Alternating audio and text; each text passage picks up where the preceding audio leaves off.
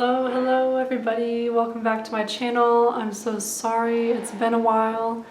If you've followed me regularly, you know I've taken quite a bit of a break, about a month-long break from making YouTube videos, and that kind of happened on the fly in reaction to some developments in life.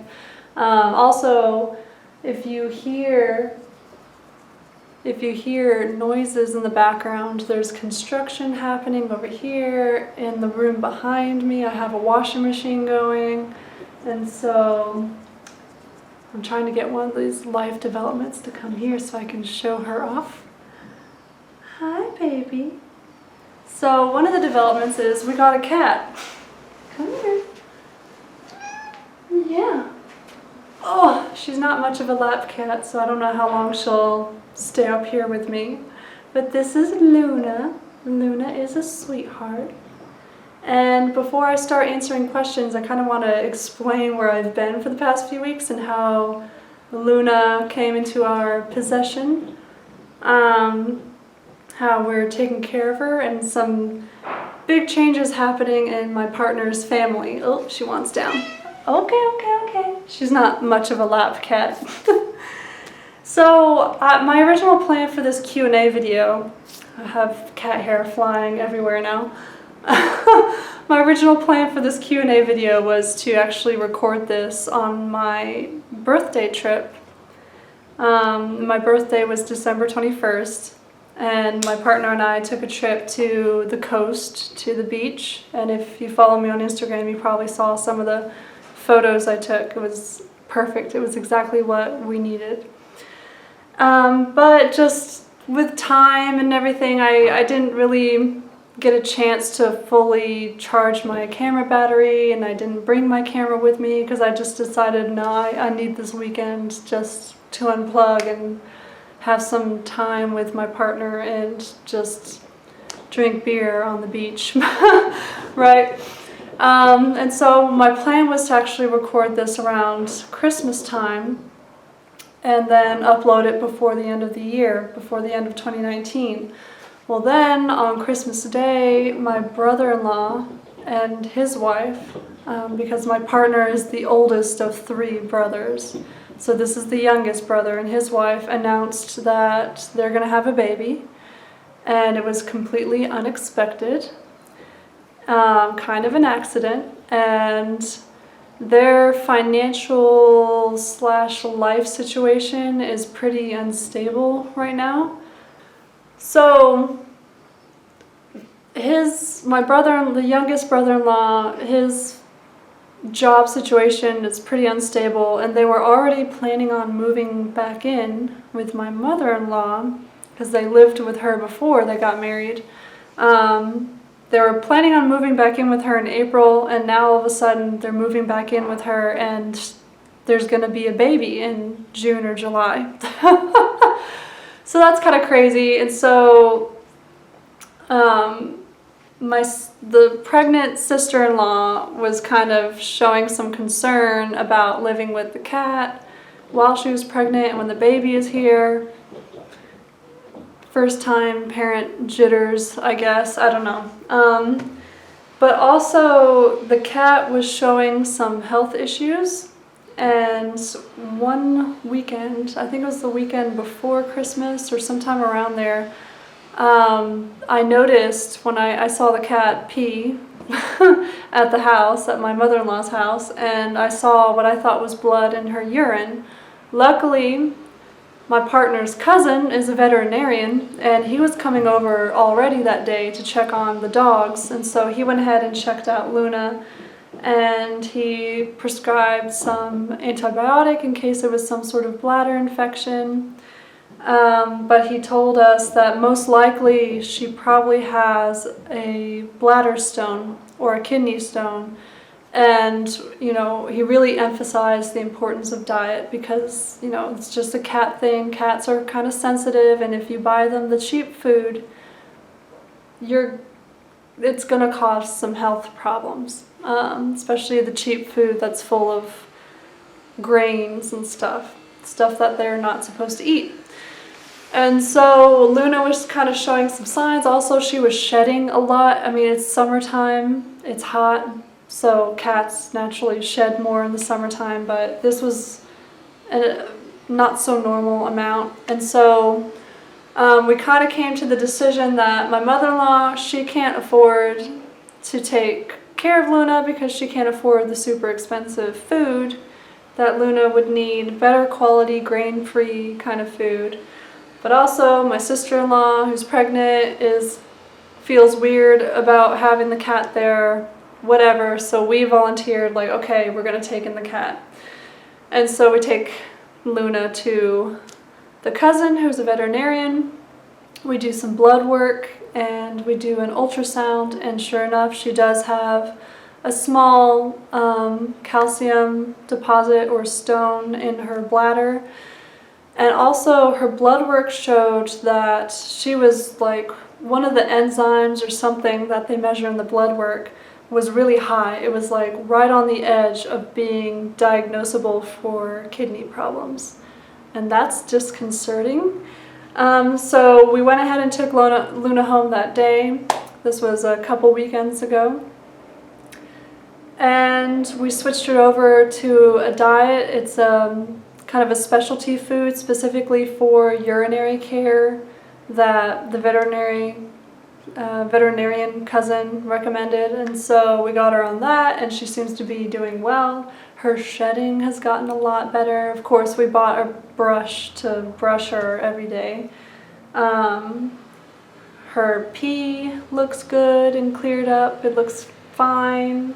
So far so good, and so we're going to take her back in about 3 months to have a checkup and have another round of blood work and another ultrasound to see if the food is working to help kind of shrink that calcium deposit by changing the pH of the urine, and to see if the food is helping to make her blood work look better. So that in a nutshell is how Luna came to live with us. And we've all been kind of adjusting and getting used to, you know, living with another cute little fuzzy creature. And also how we came to find out that there's going to be some big changes. There's a baby on the way. And this baby is gonna... Anyway, it's... I can just see some family drama going down already. I hope it doesn't happen, but whatever. I'm just gonna watch from the sidelines and be supportive in a limited, boundary, kind of safe way. So all that went down in the last week of December, and the first week of January is when we brought Luna here. And now I'm working on my dissertation and I'm a little bit behind on that. And so anyway, that in a nutshell is where I've been and what I've been dealing with for the past few weeks. Now you can probably hear my washing machine. So I've decided how I'm going to do this video is I don't have a large chunk of time to sit down and record my answers to everybody's questions. I will answer everybody's questions, but I'm going to record this in chunks. And so you'll see the background change, and you'll see, you know, what I'm wearing change because I'm recording this over a series of days. But I will answer everybody's questions because I'm a fairly small channel, so it's not like I was inundated by questions, but the questions I did get were pretty deep. Really, really good questions. And so before I dive in, thanks to everybody, really, thank you for everybody who sent in a question and who expressed interest and who they were glad that I was taking the step to kind of show more of myself and share more of myself. And there's actually a question specifically about my ego work, which I'm not going to answer now. That'll be the next clip that I record probably tomorrow. But part of the idea of me doing this Q&A is that I had recently, in the last few months of 2019, gotten a couple hundred new subscribers thanks to a shout out that Kellyanne Maddox did for my channel. Oh. And so I had this kind of fresh wave of new subscribers, and I just felt like it was time for me to do a Q&A and to answer people's questions and to share more of myself, which is kind of a confidence/ego work journey that I'm still very much on. Huh, Luna? Where you going? Where you going, girl? Yeah, it was an excuse for me to to step out of my comfort zone and, you know, do a little bit of ego work and celebrate myself and share myself. So, first question. And I'm not going to share people's names or anything. I don't know if people are comfortable with that. But this is a question in the YouTube comments for my initial video talking about the upcoming Q&A. This person says, looking forward to seeing how your future YouTube content unfolds in the coming months. I hope you have a great birthday. I'm excited to watch your Q&A. I'm sorry if you talked about this before, but I'm interested in knowing what your dissertation is really about. Would you be willing to talk about it? Please, take care. Yeah, I've talked about my dissertation in chunks and pieces on and off, or I've talked more generally about kind of the work that I do in academia as a PhD candidate, as somebody struggling through the miserable process that is writing a dissertation. Everybody I've talked to that has written a dissertation, that has survived the process, has told me that it's basically hell until you're done. And so that's what I'm in the middle of. I'm working on my first chapter, editing it right now for a more polished second draft to send off to my committee. But basically, and I'm gonna keep this pretty vague just to like protect my ideas and my identity and my future job prospects. The work I do kind of exists at the intersection of multiple fields of knowledge. So queer theory and queer studies is one area. Ethnic studies, specifically Latinx studies, is another area. Post-colonial theory and writing is another area. And then Latin American performance art and literature would be another kind of area. And so I kind of exist at the intersection of all these different areas. And so my dissertation is about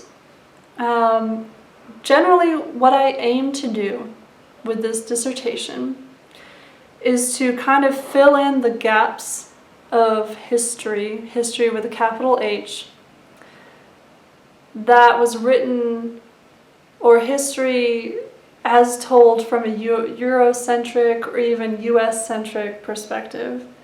I want to kind of shed more light on the history of US imperialism in Latin America. I want to show more clearly how US imperialism is just a continuation of Western or European colonialism, especially if you kind of focus on the US's activities and colonial activities in Latin America that date back to, I mean, the very beginning of the US, right? And so I have a very particular focus on time and history, and how do we tell the story of history? From whose perspective is the story of history being told? Is it like a white, male, heteronormative, colonialist perspective, or are there other perspectives that we can look at? I look at archival resources, or at least that's what I hope to do in my third chapter. I look at fiction and novels, and I look at historical documents, and I'm just really interested in the process of telling the story of the past and who gets to tell that story and whose stories were omitted from this official history. And my entry point into that discussion or into that exploration is by focusing on Apocalypse.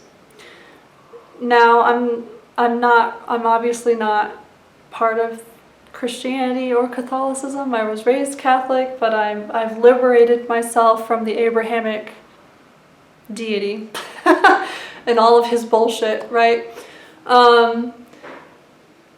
So I'm not necessarily, when I say Apocalypse, I'm not just talking about the book of Revelation in the Bible. I'm more looking at Apocalypse as a mindset, as a theme, as a tool for organizing the past in order to tell this story of this inevitable universal end of time, right?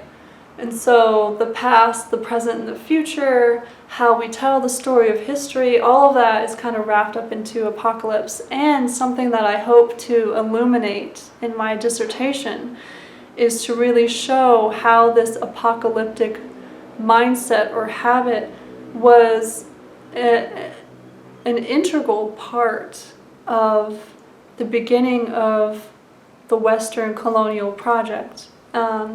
Just Google Christopher Columbus, Book of Prophecies, and, that's one of the texts that I'm kind of analyzing in the first chapter of my dissertation is his Book of Prophecies, because Columbus, he was a product of his time, right? When most people nowadays think of Columbus, I was taught to venerate Columbus as some sort of hero, right?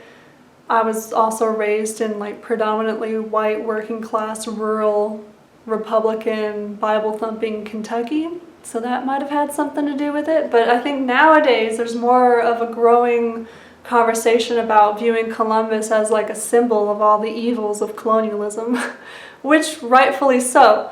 But I'm looking at Columbus more as a product of the epistemology of his time.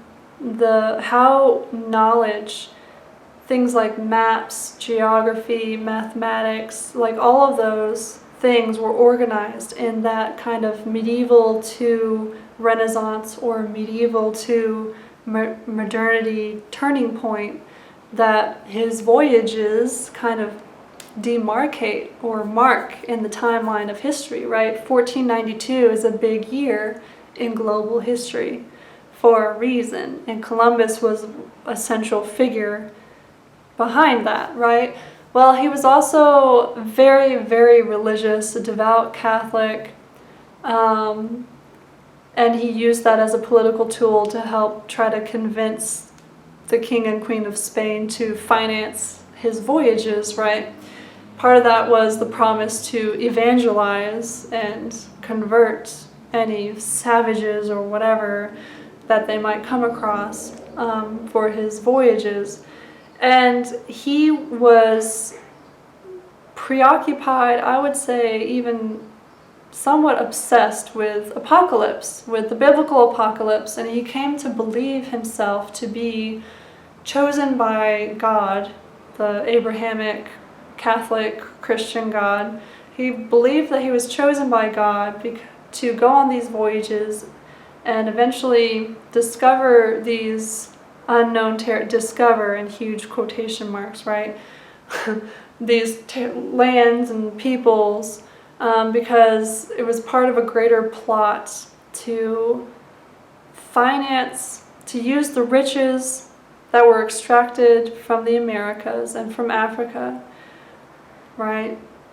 To use this wealth to finance another crusade, to take back Jerusalem and therefore bring about the second coming of Christ and the apocalypse. This is what Columbus believed. And that's my washing machine again, making weird noises. Right? And his Book of Prophecies is basically just a collection. It's almost like his own annotated bibliography of all these different resources, biblical resources, early Catholic theologian kind of resources and writing, Greek and Roman philosophy, like just quotes and sections and selections from all these different resources that he puts together, he compiles together. And his plan was to eventually use this material to further convince the Catholic monarchs of Spain to continue to finance his voyages, and also he used it, of course, as a way to defend his importance to his voyages and how he was a central figure and he deserved to get a piece of that booty, right, and boutin as well. And so this idea of the second coming of Christ, or an end to history with a capital H, kind of reveals something about the Western Christian colonial mindset and its understanding of history, and how history is a succession of events that inevitably leads to and serves as proof for this apocalyptic end to time and history. And so it's a universalizing, Eurocentric account of time and place. And that mindset was carried over and projected onto the Americas and onto other parts of the world through colonialism to uphold this Eurocentric idea of time, place, and something that I talk about too is who gets to count as fully human. Because the indigenous peoples, the people who were part of that encounter at the very beginning, and also people from Africa who were forced into slavery and brought over to the Americas, like they were somehow not as human as the white European heteronormative civilized man, right? And so Apocalypse is my way to kind of weave all of these things together and kind of show my version of history, right? It's basically what I'm doing. And so that kind of in general is what my dissertation is about, in general. Apocalypse, colonial history, U.S. imperialism in Latin America, and issues like migration, race, nationalism, global neoliberal capitalism, that kind of stuff. All of these things as tools for Western colonialism and U.S. imperialism. That's what my dissertation is about, in a nutshell. Okay, next question. So I was hanging out at my altar, and Luna's hanging out with me. Sorry, that's her cat box right here. She just decided she's going to lay down next to her litter box. 'Cause why not, huh, Luna? She's hanging out with me near my altar. And I was just about to pick my card of the day, and I figured that this would be a good time to answer one of my Q&A witchy questions. So this question was posted as a comment on my original Instagram post calling for questions that I could answer. And this person said, how do you work with different decks? I've seen in your Instagram pictures that you usually use different decks, and I'm curious to know that your dynamic. I'm loving that you're opening up more and doing this Q&A. Have a lovely day. Saludos de Uruguay. That's so cool that I'm able to connect with somebody who's living in Uruguay while I'm living in Santiago. Chaos. Anyway, so since I was about to pick my daily draw, I'm trying not to stand in the sunlight so you can have a good look at my altar, because I'm going to be using the different cards I have on my altar as my example, because chances are if you see a picture of a card that I'm analyzing in my Instagram post surrounded by other cards, it's me kind of recording a note to myself via Instagram and sharing with you guys some of my thoughts about an interpretation of that card or what's going on in my life and that kind of thing. Because I use different layers of different cards and multiple representations of the same card, as you can see here. These are different interpretations of the Magician, for example. I use that to build layers and layers and layers of meaning. And to me, you know, there's a time and a place for quick down and dirty magic where you just need to write that shit out on a piece of paper and burn it to get, you know, the working going. But then there's other times when a more layered approach to magic kind of helps build the power and build your confidence in what you're doing. So Luna decided she's going to go potty and she's about to make a lot of noise. Let me let her do that. Hold on, I'll be back. And we're back. Sorry about that. That's the joys of having the litter box close to your altar. Unfortunately, it's just this room in the apartment is the best place to have her litter box right now because she's only been with us for about a week and a half, so she's still kind of adjusting to her life here. And so before I move the litter box to a better location, I just want her to feel a little bit more confident in her new home before I do that, just to avoid messes. Anyway. So as I was saying, like, there's kind of one of the things we have to do, or at least one of the things I try to do when I'm doing spellcraft, is to define what is the time frame for this working. And so, you know, as I gave in the example of writing something down, writing something you want to banish, or writing something you want to manifest down onto a piece of paper and then immediately burning it, you know, that might be a time frame that's, you know, as soon as possible or in the coming weeks or something like that. However, the type of spellcraft that I really love, and maybe this has to do with the multiple planets in Capricorn that I have, long-term planning, right? Including my moon. I love long-term spellcraft, and if I'm going to do a long-term self-transformation kind of spell, which is like my jam, I'm going to take my time with it. I'm going to define a very long time period for it, or a time frame for it, like, you know, for the next 6 months or something like that, which is a spell I did to help prepare us for the transition for the move to Chile. For the last 6 months that we lived in the United States, I had a spell going, and I fed it. I offered it incense daily, just like I offer incense to my matron, and just in general to bless and kind of charge the altar every day. But then every full moon I had a particular offering that I would use to kind of feed it.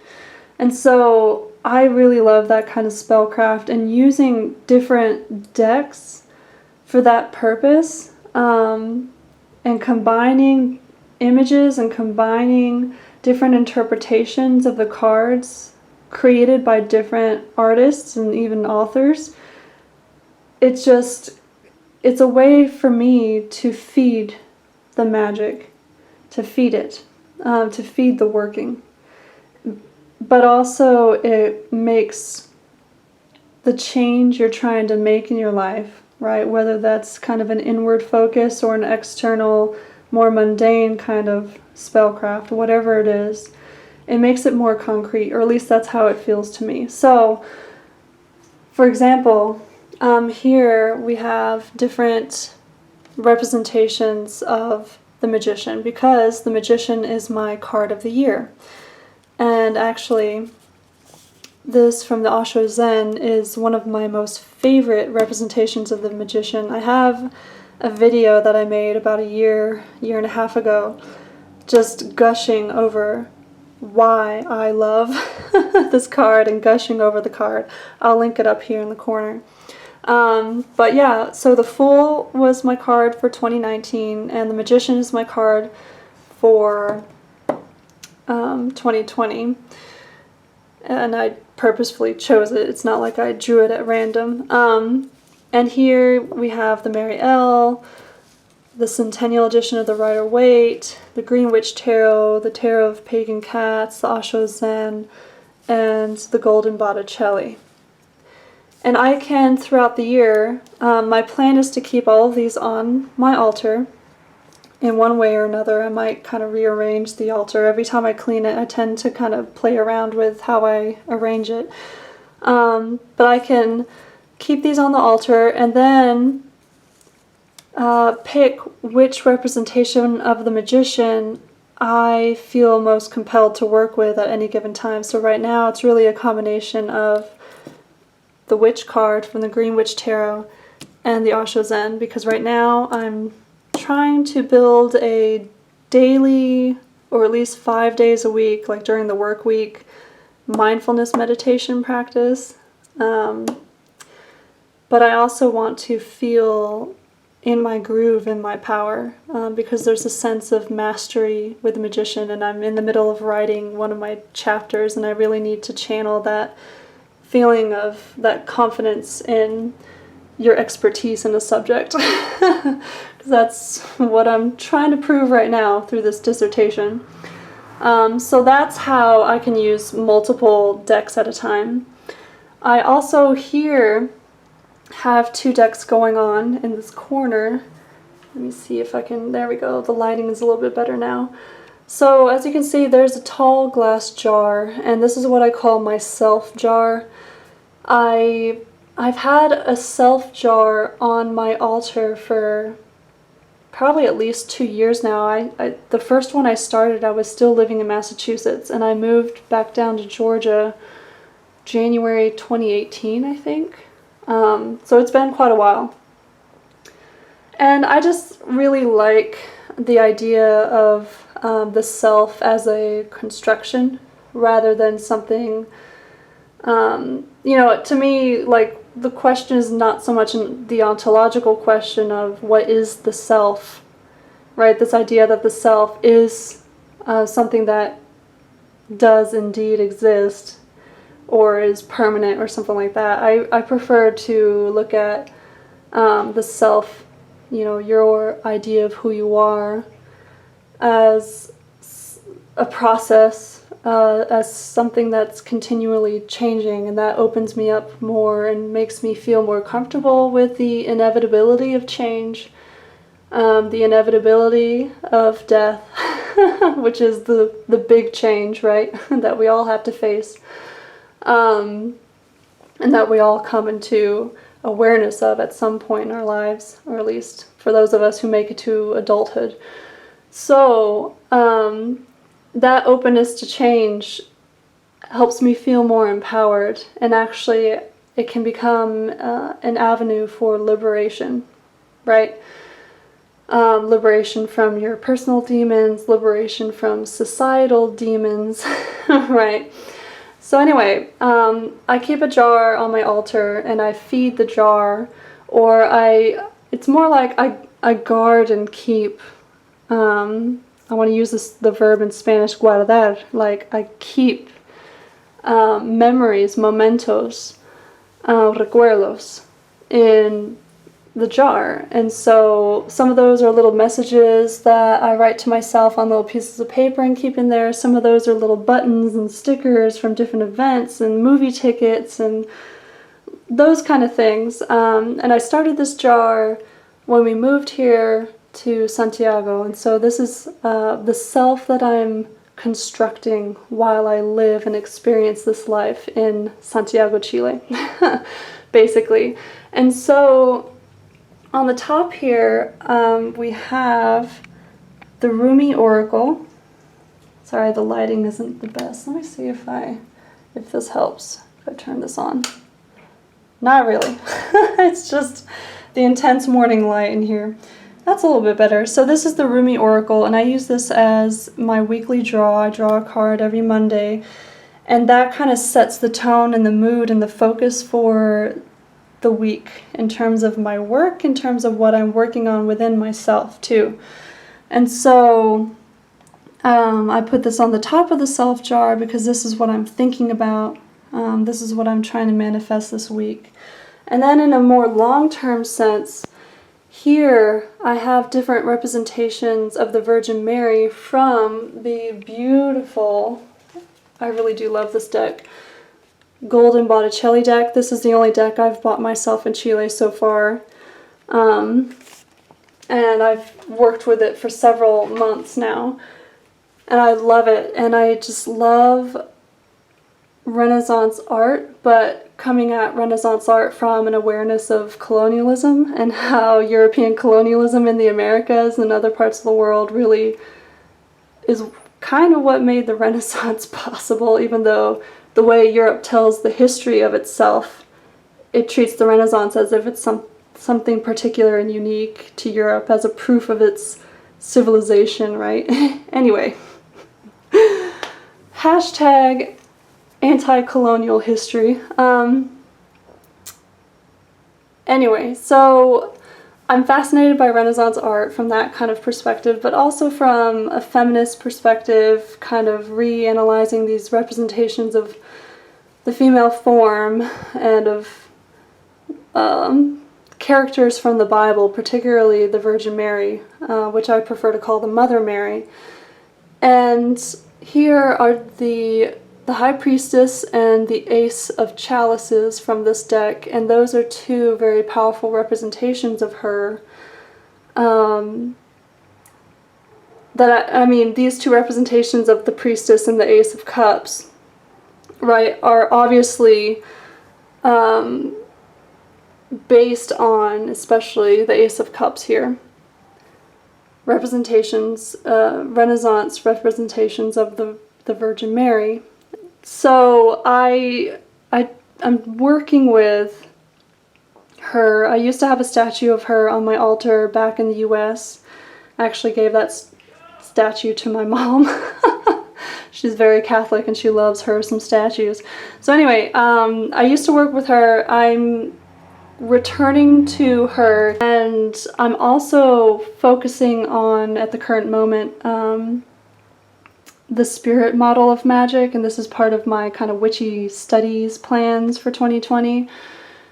And so I'm kind of dividing the year into quarters, and for this first quarter I'm going to be focusing on the spirit model. And if you're familiar with chaos magic, you know about the 5 magical models and all that. So working with the Mother Mary, I think, is a really great place for me to start to feel more comfortable with the idea, or playing around with the belief in disembodied intelligences, for lack of a better word. And keeping in mind I use belief as a tool, right? Because I have a very strong atheistic side of me, and I've learned to love it and trust it. You know, it's part of my analysis, you know, my way of thinking and my work. But there's another side of me too, and I want to explore that side. And starting with the spirit model and using Mother Mary as a way to feel more comfortable with the spirit model and belief as a tool is a great place for me to start. And so I'm really drawn to these representations from these cards of the Mother Mary within the context of what the High Priestess means, and within the context of what the Ace of Cups means to me, you know, at the present moment. And then lastly, another way that I add layers of meaning to the cards is through my daily draw. So this is actually the card I drew yesterday. And sometimes I pull in, and I have them here, the Rider-Waite. If I'm not working with the Rider-Waite, I might sometimes pull out the Rider-Waite version of the card and kind of compare the two representations. And it's really interesting that the sun in Osho Zen is called innocence. And that childlike innocence that is present in both of the cards, but represented in two very different ways. Right? And so sometimes, especially if I'm getting to know a new deck, and I did this a lot when I first got the Botticelli, the Golden Botticelli Tarot, I would kind of compare the new deck's representation of the card to the Rider-Waite Smith, because, and this is a tip I would give to anyone who's kind of beginning to work with the tarot and study the tarot, choose what your canonical deck is, right? Like what system in tarot are you most drawn to? Is it the Marseille? Is it the Rider-Waite-Smith? Is it the Thoth? Right? Those are the main three. Like, choose what your standard is. And for me, the Rider-Waite-Smith is the classic, is the standard that I'm kind of choosing to compare every other deck after. Unless I know that the new deck I got is based on one of the other systems. And I would love to learn the Marseille system and get more familiar with that here soon. But for now, it's the Rider-Waite-Smith. And so I'm comparing the Osho Zen to the image of the Rider-Waite-Smith, using this as kind of the standard. And I know I'm not really a fan of the word standard, but I hope you know what I mean, what I'm failing to get across right now. Another way is sometimes I want to understand the card I got that day as part of a succession of events or part of a series. And so I'll take the card that comes before it, which is the Moon, and the card that comes after it, which is Judgment. And then think about this particular representation of the Sun within the context of the card that comes before and the card that comes after it. And I might even go through the Osho Zen deck and find the Moon, and then find its version of Judgment, and compare and contrast the two. Try to see what stands out to me, or think about the meaning of the Osho Zen within the context of what I've learned about the Rider-Waite. Or think about the situation I'm in within the context of the surrounding cards, you know. Or sometimes I do this and I realize, like, oh shit, I actually pulled the Moon card from the Osho Zen quite recently. And I can go back to the tarot journal part of my bullet journal, and I can see, here it is. Actually on January 7th, so not too long ago, less than a week ago, I pulled the Moon card.